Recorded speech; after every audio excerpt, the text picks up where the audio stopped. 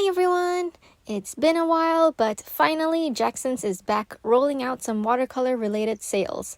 I believe some SCHMINCKE sets are still on promotion, so do check that out if you haven't already. I'll put links to everything down below. But for this time, Jackson's is having a Roman SZMAL sale. There isn't much to go through, but stick around if you'd like to hear what I have to say. As per usual, open stock as well as sets are available. The holidays are soon approaching, and I think these watercolor sets could definitely make good presents for whatever level of artist. I particularly like this set of 12 colors with half pans because it's compact and gives a good option for traveling with Roman SZMAL paints. Jane Blundell's set of 24 also seems to be a very popular choice given her reputation in the community.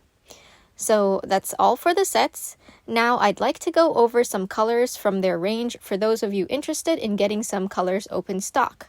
Personally, I discovered Roman SZMAL after I had built up a good watercolor collection already, so I was pretty set on primary colors and all that, but Roman SZMAL's neutral and earth colors are what made me actually fall in love with their range. Some of my favorites are Buff Titanium, Aquarius Gray, both made with the same pigment, Natural Sienna Monte Amiata, Goethite, Transparent Oxide Yellow, Ochre Havana, Aquarius Brown, Potter's Pink, and Caput Mortuum.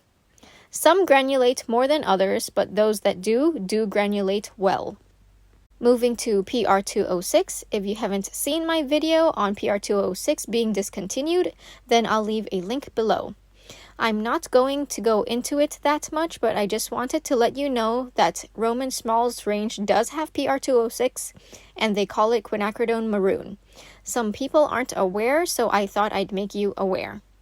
And finally, I want to quickly draw your attention to their quinacridone golds. Previously, Roman SZMAL's range only had one quinacridone gold color made with PY150 and PO48.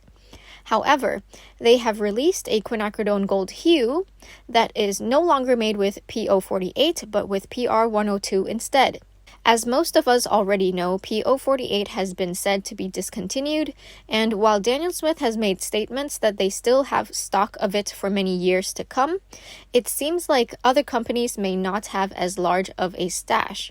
So with the quinacridone gold hue being introduced into the range, we can infer that they won't have any more of their original quin gold once they're all sold out.